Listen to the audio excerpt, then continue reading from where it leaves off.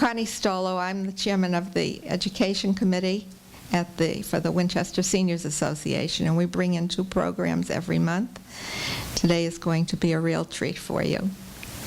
I'm going to ask you to start by shutting off your cell phones or other electronic devices. We don't want any interruptions. I'd also like to tell you that this program is supported by the John and Mary Murphy Educational Foundation. They support all of our programs, and we're very fortunate to have them. Neil Sanders has been a speaker here at the Jenks Center many times over the years, and everyone who has heard him speak or who has read his books looks forward to hearing about his latest book. This time he's also bringing photos to illustrate his talk. We will have most of his books available for him to sign after his talk, thanks to Bookends, which ordered them for us. His newest book, Deadly Deeds, will be the subject of today's talk. Neil is the author of 7 mysteries, several of which use garden club settings. He writes the popular The Principal Undergardener blog, which addresses gardening as a non-gardener who loves gardens. His talk is adapted from those essays. He and his wife Betty maintain a 2-acre garden in Medfield, Massachusetts, which has been featured in the Wall Street Journal and included in the Garden Conservancy's Open Days program. You're going to have a wonderful morning. Please welcome Neil Sanders. Okay, great. Well, thank you, Connie. That was a wonderful introduction. I don't know if I can live up to it or not. I'll do my level best to do so. The title of the talk is Gardening is Murder, Ed, but it's also going to be talking about deadly deeds, which may sound, well, how does that happen? Well, first let's talk about one, then we'll talk about the other. But before I do, I'm going to give you a word of caution in this, and that is that the views that are going to be expressed this morning are not necessarily those of every gardener's spouse. That typically, if your husband is out there helping you and he's not talking to you, what he's typically thinking about is golf, and he's not thinking the things that I'm going to be saying this morning. I was asked just a minute ago, well, how did you get to be a writer? And it turns out I had a 35-year-long career out there in the corporate world. I was pretty good at what I did, and 8 years ago I had the opportunity to walk away from it with my head held high and not have to think about what I was going to be doing after that. And it was a good idea because I had always wanted to be a writer. And that is sort of a juxtaposition of images, but yeah, and so I carved out a bedroom from our house and I started writing, and then I realized, what am I going to write about? And there was a good news out of this was that turns out I had a great muse because I am married to a gardener. I'm married to the uber gardener of all times, and because Betty is not here today, I can actually tell you all about her.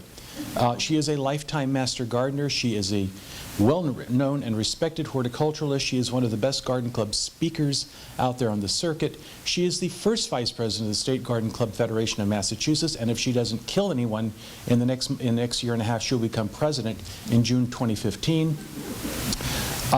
She designed a 6,000 square foot garden for the Massachusetts Horticultural Society that is today their showcase vegetable garden, and has that garden, and she in turn have been featured on This Old House. She's such a good gardener that when the Department of Agriculture wanted to teach its employees how to design and plant a vegetable garden, they hired her to do it. So maybe either she's that good, or else it speaks better for the budget sequester, one of the two, I'm not sure. Anyway, we do in fact have 2 acres. It's down in Medfield. Medfield is not to be confused with Medford. And typically when I say I live in Medfield, the immediate response is, oh yeah, my niece went to Tufts. But it's tough to get 2 acres in Meffa. So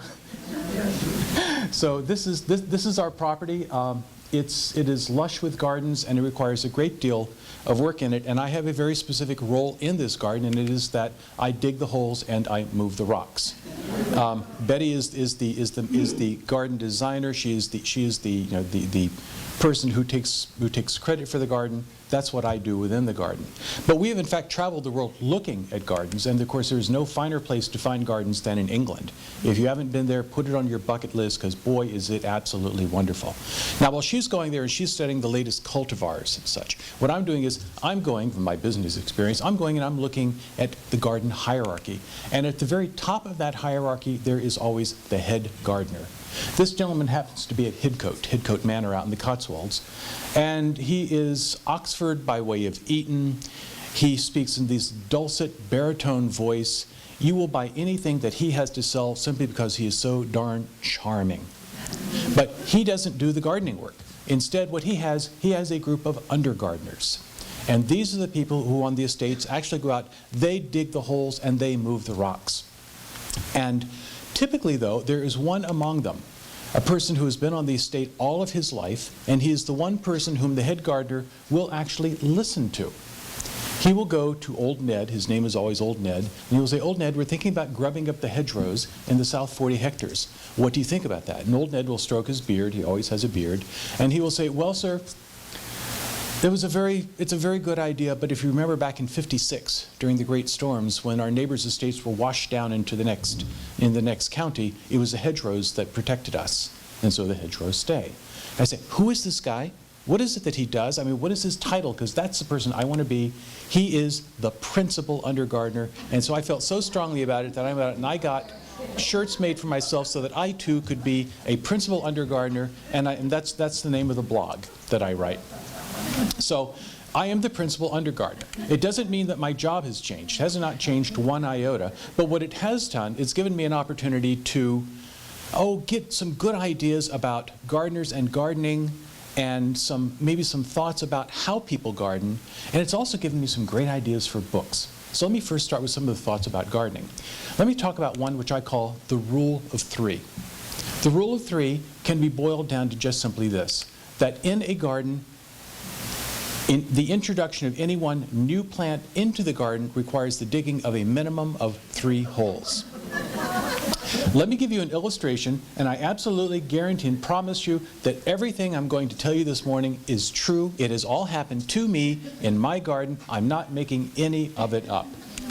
This is our house. It's a wonderful house, and this is our garden, and it is a very wonderful garden, but the thing you got to notice about it is it's full. There is no place to put anything else in this garden. The only grass in this 2 acres of property is literally over the septic tank. Everything else is full up. But that does not stop Betty from going out and buying stuff. So here's the rule of 3 as it comes into play. Betty goes off and she finds a wonderful new cultivar of Itea. Does everybody know Itea in their garden? Oh, wow. Itea is a native shrub. It's got this wonderful, white spring flowers on it that are terrific. Itea Henry Garnet is sort of the gold standard of Iteas. And Itea Henry Garnet will get to be like 10 feet tall. It turns wonderful color, a wonderful reds, blues, and yellows in the fall. But the most miraculous thing is that in November, the leaves of the Itea turn a coppery color, and they just stay on the plant all the way through the winter. It is a wonderful plant. And so she discovers a new dwarf version of Itea called Little Henry, and she brings it home. So we go out and we go looking for where we're going to plant it. And what we find is this would be ideal for the shrub bed, because Itea Little Henry wants to have a lot of sun, doesn't need a lot of water, doesn't need a lot of care other than that. But as you can see, this is our shrub bed at the very front of our property, and it too is full. So what are we going to do? You go looking for the weak link, and we find it. We find it in this Baptisia. The Baptisia has a very, very brief bloom. Really, it's only like a couple of days, and after that it just sits there. And this one wasn't doing very well. The reason it wasn't doing well is because it either wasn't getting enough water, and we do not water our shrub beds, or else it needed to get more shade than it was getting. So we do what's natural. We dig a hole, out comes a Baptisia, in goes Itea Little Henry. Now, in some gardens what would happen would be that the Baptisia would simply go to the great compost heap in the sky and you would never hear from it again. Not in our garden. we go walking in the garden again looking for another weak link, and what we find is a stand of hypericum. The hypericum is sitting right out at street level, and it is happy. This is the happiest hypericum you've ever seen, but it doesn't belong because it's basically a ground cover, and this is supposed to be a shrub bed. It's sort of a failed experiment. But the reason it's happy is because it's getting so much water. Now, we do not water our shrub bed, but yet it is happy. Why is that? Because we have neighbors. I will spare them the embarrassment. I'll simply call them the McStupids. The McStupids have lived in their house for 8 years. They have sprinklers that run 10 months of the year watering their lawn, and they have never once aimed those sprinklers. So as a result, they water a large swatch of our garden on their nickel, and I assume you are NWRA and you know what your water bills look like. Boy, they don't compare to what it is in Medfield, believe me. So we're happy. There's the hypericum. So what we're going to do is we're going to dig up the hypericum. We're going to put the baptisia, where it's been very happy ever since. And once again, the hypericum could have ended up going off into the compost heap, but not at our house. We have a special transplant bed set up along one side of the house, which is 15 feet by 30 feet, and what it is filled is with all the plants that have lost this game of musical chairs every year. And then every spring we dig them up, pot them up, and it goes to our garden club's plant sale. And last year we sent 113 plants to that sale. That's how many times this rule of three has been going on. There's a corollary to the rule of three, which I call the rule of the rock. And the rule of the rock is simply this. I mean, everybody knows that we live in New England. If you put a shovel in the ground, you're going to hit a rock. But what the rule of the rock says is that the more certain you are that you want the plant to go there, the larger the rock is going to be. And if you are absolutely certain that this is the only place to go, the rock can get enormous. Well, if you look here, this wall is 150 feet long. It is 3 stones high and 3 stones deep and filled with rubble. It did not exist when we moved into that house in 1999. It has all come about because of things that we have planted in our garden. That is the rule of the rock. Okay? Let's go on to something else which I call the cascade effect. The cascade effect can also be boiled down to just a few words, and it is that there's no such thing as just going out and planting something in the garden. Everybody has their favorite nursery. I know Winchester, of course, has Mahoney's, but this is the one which is close to us. This is an evil place. It is evil because it has an attraction to my wife that simply defies description, and she goes there and she just opens her purse and empties it out on the counter and takes plants. It got so bad 8 or 9 years ago, and we were at the height of building our garden, that I went to the owner of Western Nurseries, a wonderful guy, and I said, what happens if I just cut out the middleman and I just have my paycheck direct deposited with you, and you agree to you just give me back enough money to buy groceries every week? That's pretty much what it was. Well, Betty goes to Weston and she picks up the fine new cultivars, brand new species, and one day she falls in love with Pinus strobus pygmaea. Now, I can only pronounce that once per day, so I'm going to call it pygmy pine from here on in. Pygmy pine is a wonderful plant. It's got this great garden structure, wonderful color, very, very slow growing, and she decides this would be perfect in what we call our inner sidewalk bed. This is about a 200 square foot bed right up next to the house that has got to have 900 plants in it. And so, fine, we'll find room for it. So I go out with my bucket of compost, my shovels, and the pygmy pine all in a wheelbarrow, and I go out and I get ready to plant, and I'm ready to put the shovel in the ground when Betty says, wait. Do you see what's over there? This is the second week of June, and she says, the solidagio has self-seeded itself in the bed. We've got to get rid of it. So we spend some time getting rid of the goldenrod. Got to get rid of it.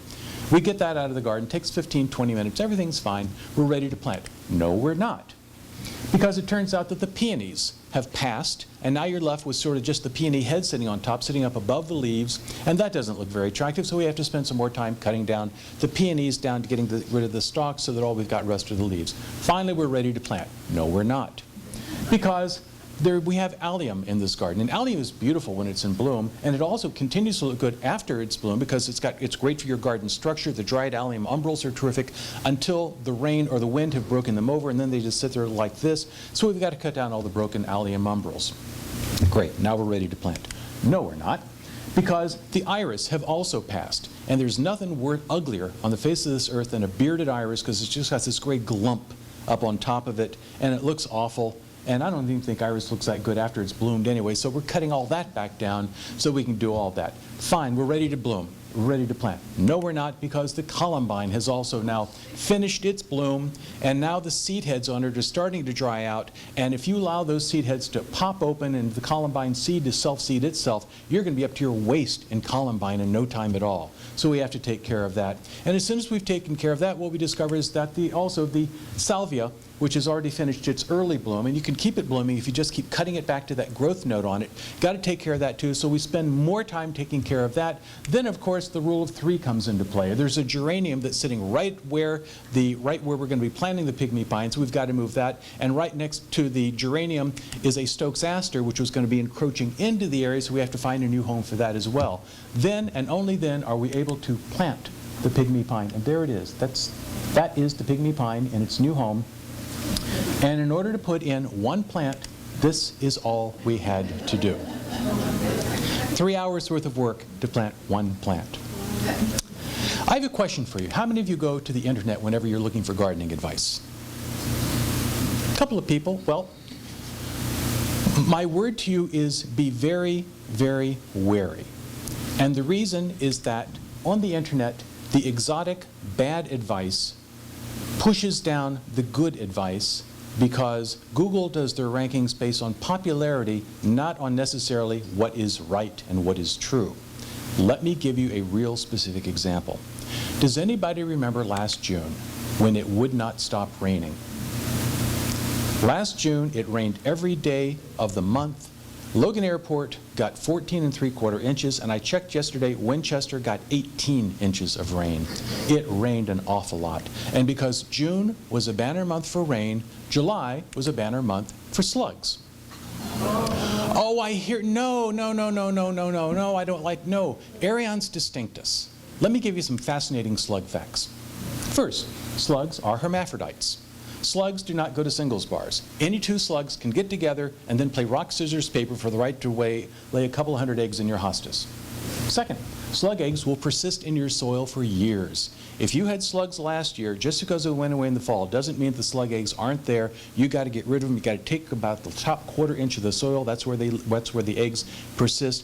Get it out of there and put in fresh soil. Third, slug eggs look just like osmocote. You don't believe me? This is osmocote. These are slug eggs. The reason I note this is because I've got a good friend who lives down in Bridgewater. Her name is Mary Arnberg, and she is the hosta queen of the universe. She has over 1,000 hostas on her property. And last June, she was out looking at her garden, and she was saying, wow, the osmocote that I put down in April is certainly lasting a very long time. I feel really good about that. I must have done something right. The second week of July, her osmocote hatched. So, and finally, slugs are cannibals. When a slug runs out of other things to eat in your garden, it will simply look left and right at the slugs around it and say lunch and dinner. So, with these things in mind, let's go ahead and talk about what we did. We had to get rid of our slugs, so we did what everybody does. We went to the big box store and we went looking for something that says kill slugs. Big, bright, attractive package, and we found it. I take it down off the shelf and I'm ready to pay for it. When Betty says, give me that package, I should add that Betty, in addition to all of her other things, is also a chemist by training. She looks at the back of the package and she says, metaldehyde and methiocarbs, that's what they're using to kill slugs? Yeah, it's going to kill slugs. It's also going to kill everything else in your garden that comes into contact with it. And we have dogs and cats that routinely wander through our garden. We don't want this stuff. So she's going over and she's throttling the store manager, who has no idea what's on the shelf to begin with, while I'm saying, well, what are we going to do about the slugs? Well, we do what other people do. We go home and we go on the internet. And I type in how to kill slugs and I get 5,040,000 results back in only 1/4 of a second. There is a lot of advice out there on the subject of how to kill slugs. So we take it right at the top, and the one at the very top says lava rock. Slugs will not go over lava rock. Yes, it will rip out their little tender underbellies, and you'll hear them crying in the night as their life force oozes out of them. And I'm saying, hey, this looks like really work. How many active volcanoes are there in Massachusetts? This is a problem, because when I started computing what it was going to cost us to put enough lava rock in our garden, it equaled the gross national product of Costa Rica. This is not a very good idea. So we go down to the next thing in the results, and we find out that slugs live in mortal fear of dryer lint. I don't know why that's possible, why that is true, but the internet says so, so it absolutely must be true. But moreover, the internet says, it's the same website also says one other thing, that if you add 4 ounces of vinegar to your final rinse, that is going to supercharge the dryer lint, and that's going to repel them even better. And I'm saying, maybe this is great advice. Maybe this is wonderful advice. I don't want my clothes smelling like a garden salad. Do this if you must, but not for us. So we move on, and what we find out is quackgrass. There is a whole coterie of people out there who say quackgrass, and there's a scientific basis for it, will not only kill the slugs, but first it drives them crazy because there is a toxin built into quackgrass as it is ingested. Now, this is such a prevalent piece of advice that there is even a quackgrass cake recipe out there on the internet. And so what you do is you put together your corn bran, powdered milk. Please Google this. This is really there, okay? You dry it all together, run it through a meat grinder, spread it out on your plants. Now, I've already gone out and bought the 4 cases of beer because this is such a great recipe.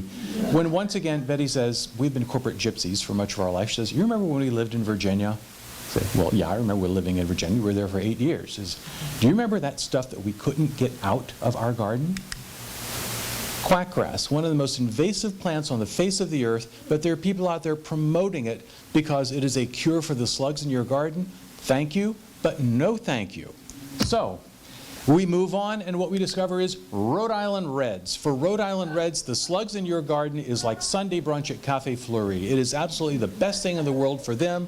And so if what the websites don't make clear, though, is, am I supposed to pick up the slugs one at a time, take them off the plants, and bring them to my Rhode Island Red? Or am I supposed to let a whole flock of Rhode Island Reds run rampant through my garden? Now, maybe things in Winchester are different than they are in Medfield, but the town of Medfield selected to take a very dim view of flocks of chickens running through your yard. And so we're not going to be able to do that. But at the same time, other websites are also promoting the fact that jays, starlings, seagulls, and all these other birds love slugs. We plant stuff specifically in order to attract birds to our garden, yet we've still got slugs. So obviously, it isn't quite enough what we need. We decided it's time to learn better living through chemistry. Fine. So we go back on the internet, we go looking this time for specific chemical advice rather than specifically organic advice. And the first one we find is isopropyl alcohol. Isopropyl alcohol certainly makes sense because if you have a houseplant and your houseplant has scale, you know what you do. You get out your bottle of isopropyl alcohol, you get a Q-tip, dip A into B, rub it on the scale, isolate the houseplant for a couple of weeks. When the scale is gone, you bring it back into the general population. It works. The problem is it does not scale up. If you use enough alcohol to kill slugs on your plants, it's also going to inhibit the plant's ability to take up water. It's going to stunt the plant and ultimately it's going to kill it.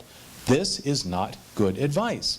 But a little farther down on the list you find wormwood tea. And if you grow artemisia in your garden, you can make wormwood tea. Wormwood tea is the stuff that when you boil it down and add some other stuff becomes absinthe. It did in Toulouse-Lautrec. It can certainly do in the slugs in your garden.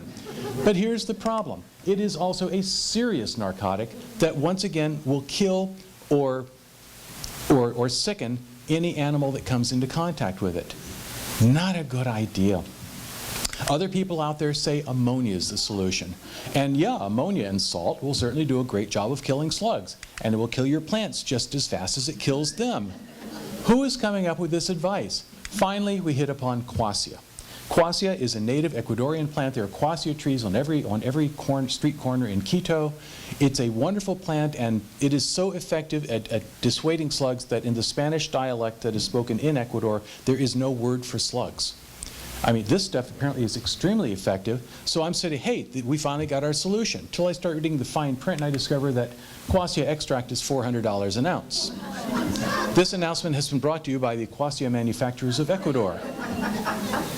We keep scrolling down further, and then we find something from the master gardeners of Iowa who say, hey, use iron phosphate. What happens when you put iron phosphate pellets around your plant is that the slugs ingest it and they lose their will to live.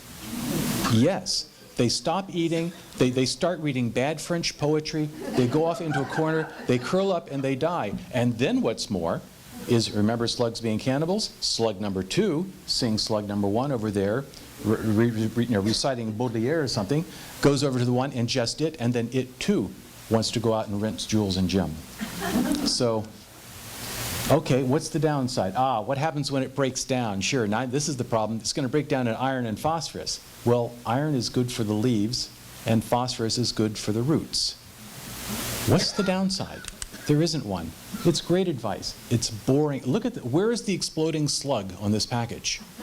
And moreover, this stuff is cheap. This is what you're supposed to be using in your garden all along, but it's buried so far down in the results because all of the other advice on the internet is so much more exciting sounding.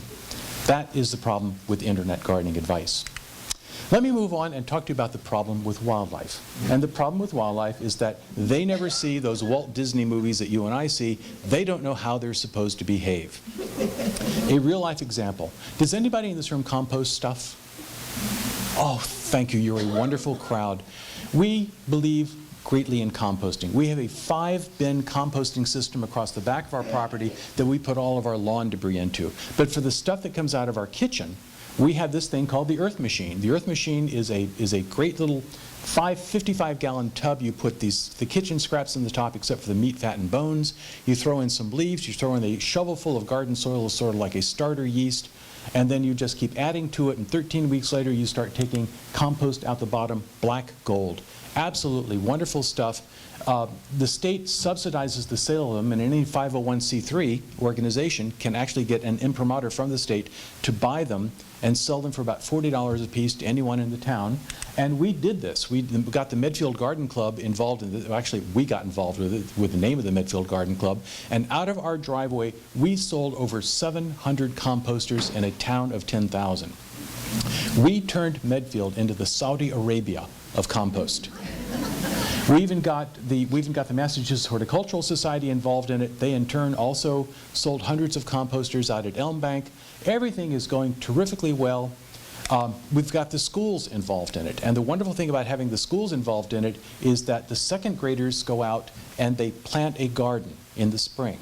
And they put all the scraps, all the stuff from the yard, the debris from the garden in the composter. Then they come back in the fall as third graders and they harvest the garden and they look at all the compost they're made. Their eyes get wide and saucer shaped and they go home and they tell mommy and daddy all about it, and they keep telling mommy and daddy about it until they buy a composter. We had things going absolutely wonderfully well until last year, just before Thanksgiving, when I went out one morning to put stuff into the composter, and I discovered this. A squirrel had gnawed a hole about this wide right through the composter. It has gotten into the composter, and there's a trail of stuff coming out of the composter leading out into the woods, and in the woods you can hear the sound of a squirrel belching. Now, I did not spend those 35 years in the corporate world for nothing. I'm looking for a solution, and here it is. I take a metal pot, I take a brick, I put it right up against that hole, make certain it's solid. So what happens when the squirrel comes up the composter, goes in through its hole, it's going to find itself in a little metal cage, it's going to pound its little paws against the wall, it's going to find nobody's going to come and rescue it, it's going to slink right back out of the composter, go into the woods, and it's going to go eat acorns or whatever it's supposed to eat, and everything is going to be back to normal again. Terrifically well. It worked for 3 whole days, and then came the coordinated midnight assault. Twin holes, larger this time, lots of debris coming out of the composter going into the woods. Now a whole chorus of squirrels are out there, and they are belching too. Maybe comparing this to a Walt Disney cartoon was not the right thing, because I'm thinking Looney Tunes, because I'm thinking of Daffy Duck saying, of course you know, this means war. Well, just like Winchester, Medfield has a wonderful little hardware store in town, and I go to it and I say, fix me up, I'm ready to go into battle. And so they give me 10 feet of quarter-inch steel mesh cloth to put around the inside of the composter, and I create barbs to go on the outside of the composter so that when the squirrels come rappelling up to it in order to get in through their holes, they're going to get their little paws, they're going to be all bloody, and it's going to be a real mess. And I'm going to be everything is going to be absolutely terrific. And I put this out here, and I get this all together, and I put the lid on it firmly in place, and I go to sleep that night thinking, finally got you. This is what I found the next morning. This time the holes are 18 inches long, they are 2 inches high, and the squirrels are now in the woods saying, na, na, na, na, na. Well, this is what our composter looks like now. We've reached an entente cordiale. We're doing cultural exchanges. I think it's dancers this month or something, but we'd put out plates of acorns occasionally, and they leave the composter alone. Putting stuff into the composter isn't all that hard because I can reach down over it and I can unscrew it and take the locks off and stuff and put it in. But taking stuff out of the composter, which I do 3 or 4 times a year, is kind of a bear. But that's the problem with wildlife. All right, let me move on to the economics of gardening, and I want you to remember as I tell you this, you are in it for the fun. All right? A couple of years ago, I decided I was going to grow potatoes. We have a 600 square foot vegetable garden, so I dig twin 5-foot-long trenches. They're a foot deep. They're about 10 inches wide. I have sifted all of the dirt, and I have all the dirt in a little pile on the side. I go out and I buy myself a pound of prime russet potatoes, quarter them, put all the dust on them, put them down in the hole, put that first layer of dirt over them, water it, wait for them to sprout, put more dirt over that, watch them sprout some more, water them again until I'm all the way up to the surface of the ground. Then I'm watering it well, putting on more dirt, and pretty soon I've got great potato mounds, and everything is going absolutely wonderfully well. Everything is terrific. And then in the middle of July, along come the potato beetles. Yeah. You know, this is our garden. We're not growing potatoes anywhere else. No one else around us is growing potatoes. So where did these things come from? And the only thing I can figure is United Airlines flies from Denver to Boston without these feed and breed excursion fairs. And so the potato beetles, you know, pull together their money and they fly over my house and they drop the eggs directly out on my garden, and that's the way that they know that they're going to get there. All I know is that for 2 solid months, I did nothing but go out every single day and mush potato beetles. I mushed the eggs, the nymphs, and the adults until my fingers were yellow. But finally, in the middle of September, I went out and I got 20 pounds of the most beautiful potatoes you have ever seen, and it's absolutely wonderful, and I am feeling so good about that. I put them in my carry bag, I carry them home, I walk into the kitchen where Betty is sitting at the kitchen table looking at the market basket flyer.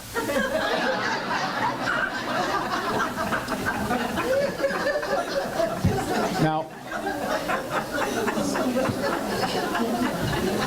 the right thing to say at this point is, you know, fine, whatever I make it, oh, they taste so much better.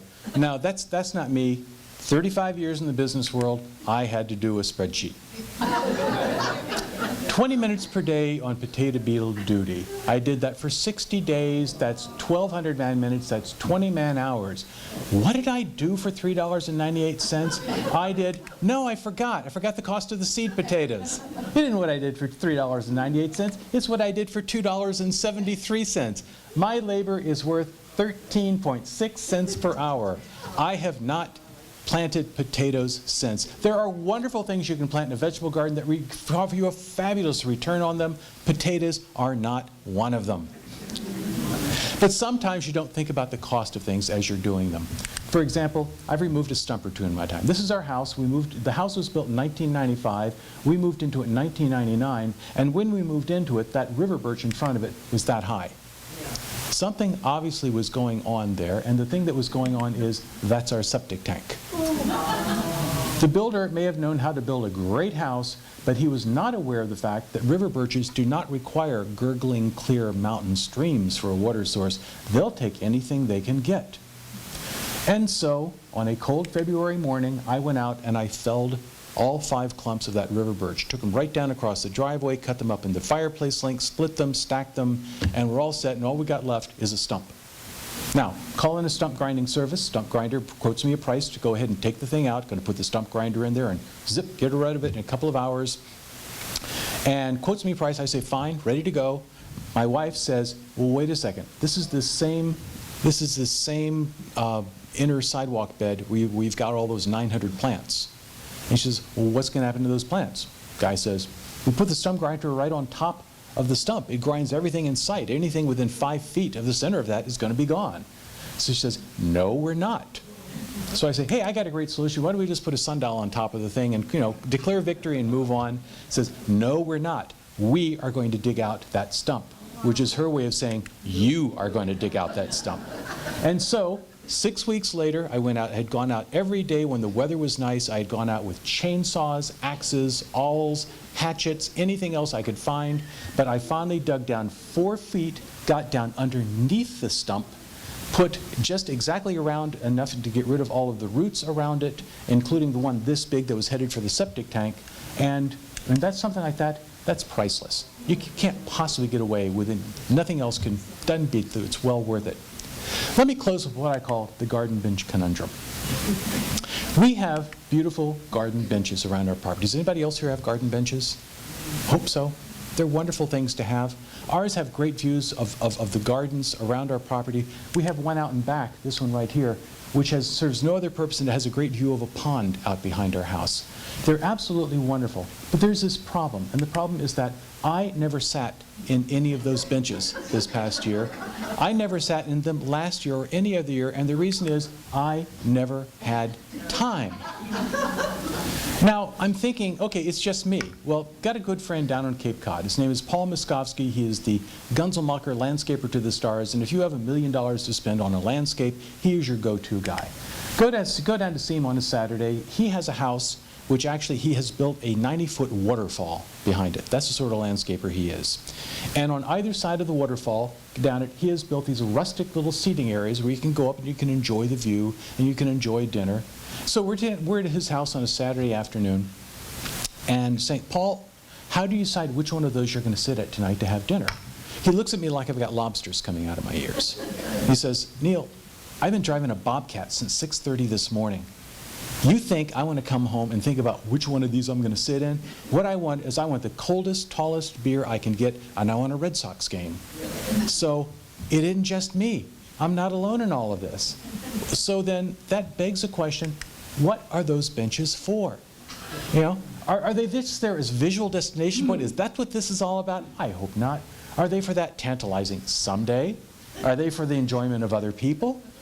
I thought I would never have an answer to that question, but I actually got one 2 years ago. Part of my curriculum vitae that Connie did not talk about is the fact that for 3 years I was the chairman of Blooms at the Boston Flower and Garden Show, meaning I ran all of the Massachusetts Horticultural Society's activities at the show, including the building of a giant landscape exhibit. This is the one we built for the 2012 show. It was designed by my wife and put together with the help of 300 volunteers. It is a thing of beauty, and it's a 22-foot deep townhouse garden. That's a 2-story townhouse behind it. And what we needed to do was to make it distinguished from all of the other exhibits where you just sort of look at a railing and you look inside the garden. We wanted to bring you inside the garden, and so what we did was we created a vignette down at the bottom where we put a great trellis, and then we wanted you to come in and get your picture taken in the garden, while we were also going to make a pitch for you to join Mass Hort. And for that we needed a bench. Where did we end up the bench? Got them right from the bench on our property, which had been stowed away under the deck, for the balance of the winter. Took it out, put it on a truck, sent it into Boston, and out of the 75,000 people who were at the 2012 show, at least a third of them sat in that bench in order to get their picture taken. So are the benches there for the enjoyment of other people? Yeah, I suppose sometimes that's exactly the case.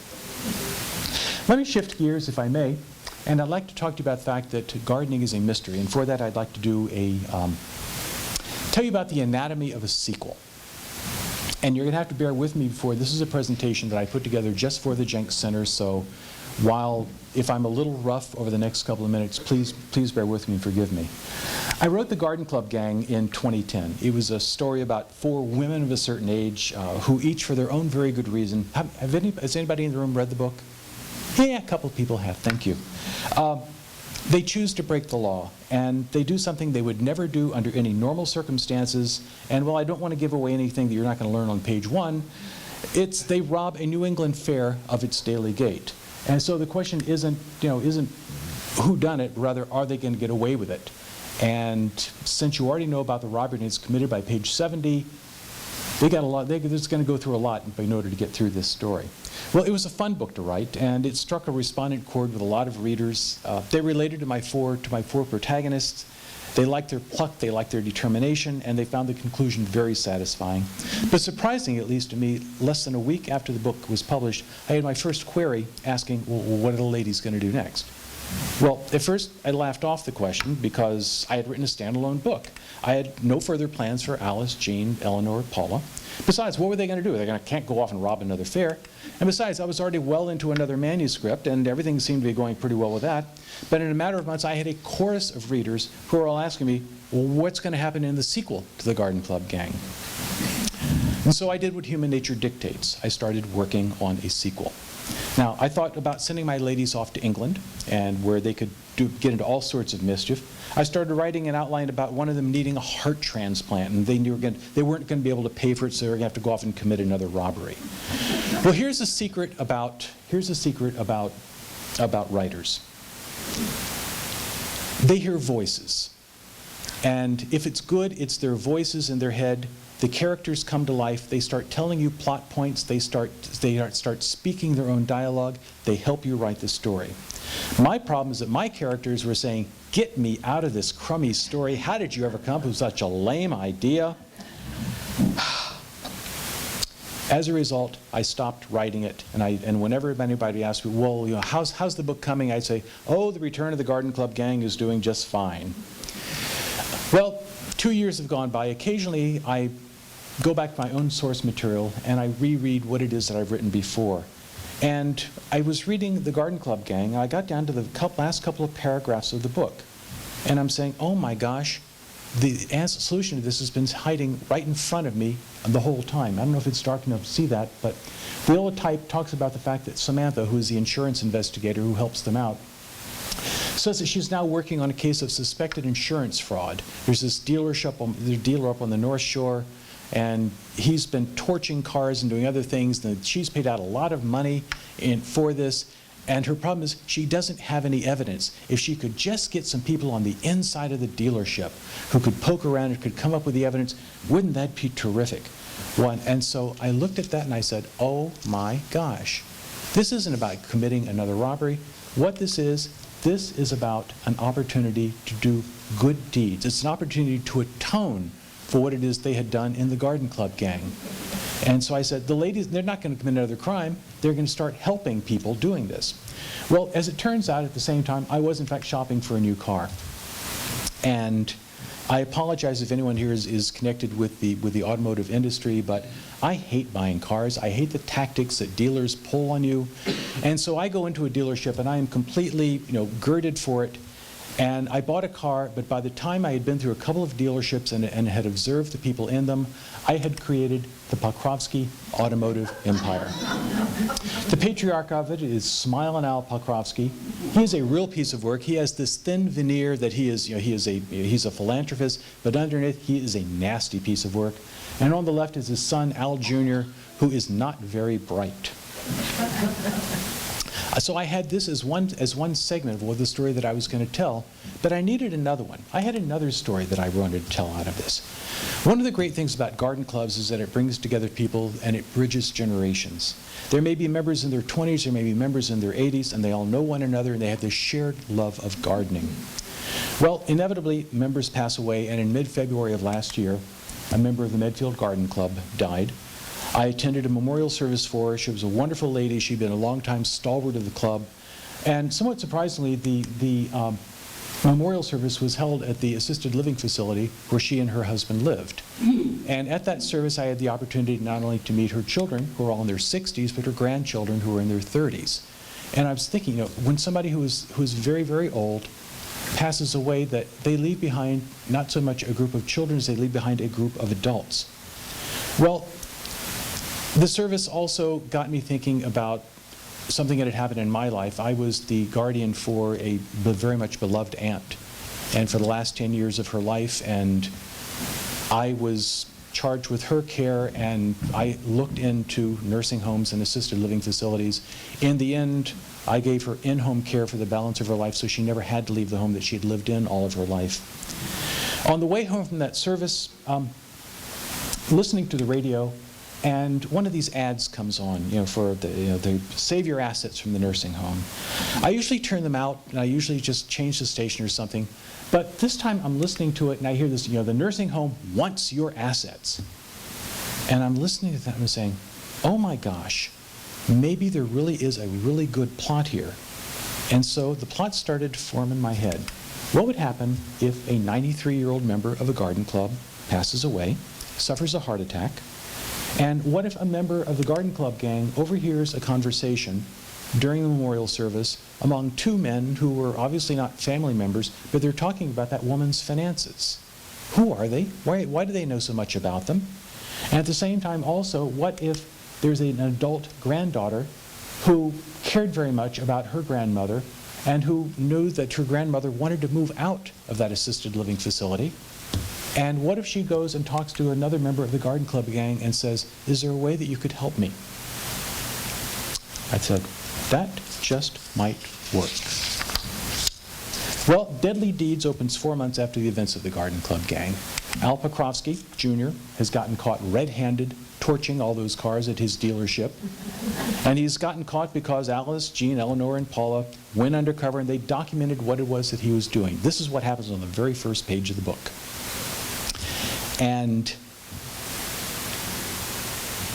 what they agreed to go undercover because they wanted to do a favor back for Samantha, and they've certainly done it. And so, having successfully gotten worldwide coverage on the fact that this guy is caught in the act of trying to torch these cars, they also agreed that they are going to go undercover at that nursing home in order to find out whether or not this elderly member of the club died of natural causes or was she murdered. They're going to investigate also those saving your asset protection schemes and how nursing homes are financed. And they're going to do a pretty good job of it. But there's a saying that attributable to Claire Booth Lewis who says, no good deed goes unpunished. Well, along the process of doing that, there are also a few things are going to happen. Smilin' Al Sr. is going to be coming after them because his reputation has been besmirched, and even though it's his idiot son who was trying to torch the cars, he blames them for having done it, and he wants revenge. And at the same time, they've kicked up a hornet's nest as they're investigating the woman's death, and there are going to people who are going to be after them for that. That's how Deadly Deeds came to be as a great sequel to the Garden Club Gang. I'll tell you very quickly about the other books that I've written. My firstborn, of course, was Murder Imperfect, which is a very heartwarming tale about a housewife in Wellesley Hills who, in the opening paragraph of the book, says, you can call this a confession if you must, but last year I murdered my husband. I did it in cold blood with malice aforethought. And in the second paragraph she says, nah, let's not call it a confession, because a confession implies guilt or remorse. I don't feel the least bit guilty, and I certainly have no remorse. Bastard got what was coming to him. She's going to take a great ride through the criminal justice system. The Accidental Spy is sort of quasi-autobiographical. No, I was not a stewardess for Pan Am in the 60s, but I grew up in a Pan Am family. And this Pan Am Stewardess Academy was 3 blocks from where I grew up, and I would watch them walk by every day. They were goddesses, and I was 17. It's a great tale about, it's a spy. Has anybody ever seen, what is it, North by Northwest? Yeah, okay. If you can tell me the plot of North by Northwest, you win a prize. Because what you know is you got Eve Marie Saint, on a cross-country chase, and Cary Grant, and somebody's trying to machine gun Cary Grant in a cornfield, and they both end up on the face of Mount Rushmore. Where's the plot in that? Well, there actually is a plot, but it's subsumed under a love story. Well, what I'm written here is a love story about Susan Delaney and Joe Klein on a cross-country chase falling in love, and while they're not going to be machine gunned in the middle of a cornfield, they're going to have some great adventures in the process of doing this. A Murder in the Garden Club is a collection of tales that my wife, who would always come home when I would come home, she would say, "You wouldn't believe what I heard today at the garden club meeting." And I would say, "Yes, I would. Tell me all about it." And I collected those tales, and as a result, now no one in the Medfield Garden Club will talk to my wife. They all go to the other side of the room and talk among themselves, and she just stands there drinking punch, something like that. It also is a murder mystery in which a member of the club is found dead at the bottom of her stairs at the opening of the book. The police believe it was an accident because she was an elderly lady. The president of the garden club knows better because of things she sees around the house, and she has to drag the police kicking and screaming into understanding that this was foul play. Was it toxic waste? Was it have to do with the building McMansions? Or was it something as simple as missing geraniums from one of the garden club's wayside gardens? It was such a good book that it spawned a sequel called Murder for Worthy Cause, using the same set of characters, but an independent story. Takes place in this little suburban town called Hardington, in which a TV show very much akin to Extreme Makeover Home Edition has come to town, and they're going to put up a house for a week for a needy family. And on the first day of construction, the body of a town selectman has been found dead at the bottom, at the construction site. And you've only got 5 days to solve the crime, because in 5 days everything's going to be done and the crew is going to move on to the next site in New Jersey. It's another great story with a lot of twist and turn. People love that. People love the book. I hope they like them all. Deal Killer is my pain to my former career in investment banking. Takes place in Nashua, New Hampshire. All my books are set locally except for Accidental Spy. And it's about the takeover of a small company by its larger competitor. And in the course of what's called final due diligence, there is a young investment banker who is convinced that somebody out there is trying to kill her. And she's absolutely right, because somebody is trying to collect money out of this that they are not due on this. Those are my books, and next week there will be another one out called A Murder at the Flower Show. And it will be making its debut at the Boston Flower and Garden Show, but won't talk about that this morning. Thank you. I'd be happy to answer any questions you have. And the books that I've written are for sale over here. All the books are priced at $14. And 10% of the proceeds of the sale go back to the Jenks Center in order to go ahead and sponsor more talks. I hope you've enjoyed yourself, because I certainly enjoyed myself. And thank you for putting up with the rough second half of this.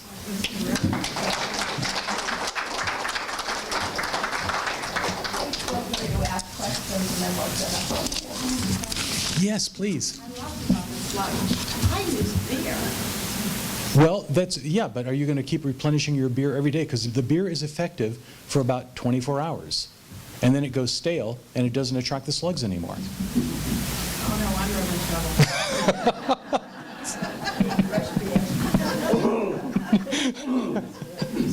Anyone else? Yes?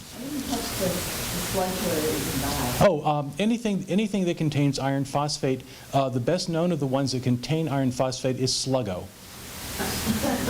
which comes in these big 5-pound containers, and it costs about $8 or something. Some of these other slug killers they're horribly expensive, and it turns out the iron phosphate, because it's a fairly common compound, is actually very, very inexpensive. You can also, if there's like a feed store or a farm store in the area, they'll sell it to you just in paper bags, even cheaper.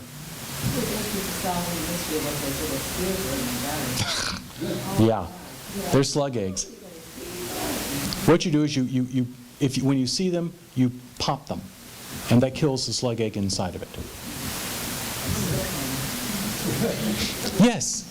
My husband in California has some beautiful roses, and I asked him what he did, and he said in the spring he puts a handful of Epsom salt on it. Okay. And you said salt is not good for the soil. It's not, but Epsom salts is, while it will turn the soil more alkaline, there are certain roses that will tolerate that better than others. So it's probably going on specific kinds of them. And when you're in California, you have a very different kind of soil than you have in New England.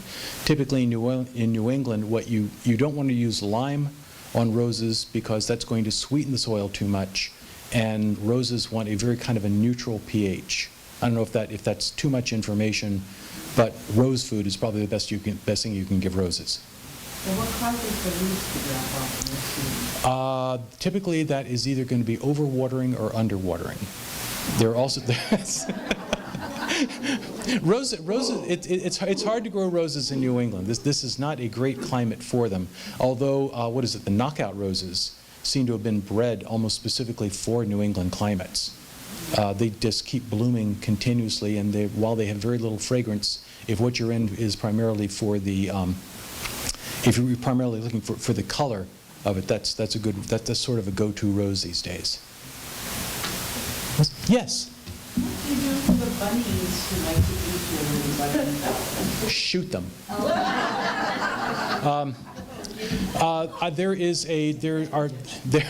There are a number of compounds which you have bunnies, we have deer.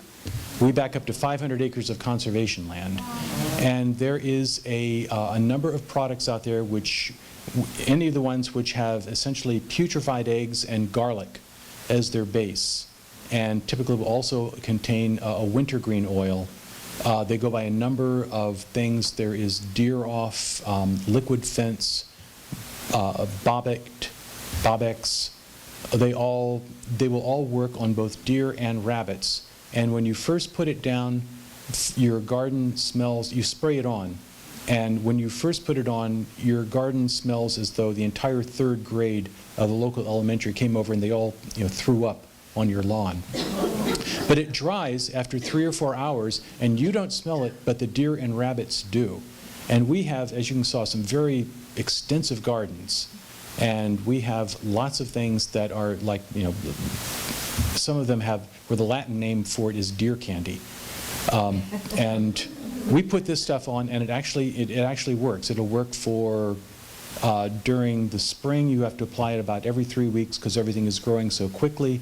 Once everything is established, we reapply it about once a month, and then we put on 2 applications over the course of the winter, just because when the deer and the rabbits get really hungry, they'll eat anything. But if it has this stuff on it, they smell it and they move on. And mama teaches babies, don't eat this, it tastes horrible, and they just start going around it. Anyone else? Yes. You have a groundhog that went to school as well. Uh-huh. I wonder if you have any good idea. If you can find the hole that it uses, all right, and if you can find another hole that it uses, there are these things called groundhog bombs. What they are, they're smoke bombs. And they're sold at most things like feed stores because they're a big problem on farms. And you plug up the one side of the hole, and then you light the fuse on the other one. You roll it down into the hole, and then you plug it up. And what it does, it basically suffocates them. And other than that, the alternative is for our we do not have them in our main garden, but in our vegetable garden, we use a 4-foot high fence on top, and it's 6 to 8 inches underground, straight down of steel, once again, of hardware cloth. And while woodchucks may be, they do things, but they're not very smart. They'll dig down a couple of inches, and then when they find that they can't get through the mesh, they go off and they do something else. Does that help? Great. Yes. Do you have any idea what to use for bill bugs that attack my herbs? I would say what do you do with the bugs on things like herbs? The best thing you can do is start with just a little soap and water. Do these go underneath the plants and attack the roots? That's harder. I'm going to confess I don't have an immediate answer. If you give me a name and address, my wife is very smart about these things, and she'll email you an answer. Okay? Yes. I had a woodchuck that fly at a sheep in my small yard, and I went to my home and there's something, I think it's called Momo, the Momo wave, that's a spray. Okay. And I'm thinking, well, Have you tried it, or is it something you're contemplating trying? Wow. It says on there, watch for more activity as they leave. So I sprayed it down the hole, I sprayed it around the storage shed, I sprayed all of the plants and the grass with it, and they were gone, and they haven't been back. That's remarkable to hear. I'd like to know. I'm going to go over to Mahoney's and look at the product, because I've not heard of that one. Unless they just decided to move into their neighbors. That's always a possibility. I'm going to look and see what are the active ingredient on that to see what it is that causes them to happen. Yes? Could you repeat what you said? She has a problem, she had a problem with with woodchucks in her yard. And she found a product at Mahoney's called, was it Volaway? Molaway or Volaway, because they're all burrowing animals. And she sprayed that everywhere that there was activity, and the woodchucks have disappeared.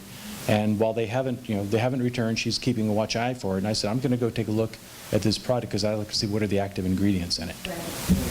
Okay, well, if you get one of them, you get all the varmints. But again, the liquid fence for us has worked very effectively for rabbits. Anyone? No one else? Thank you so much. Thank you so much.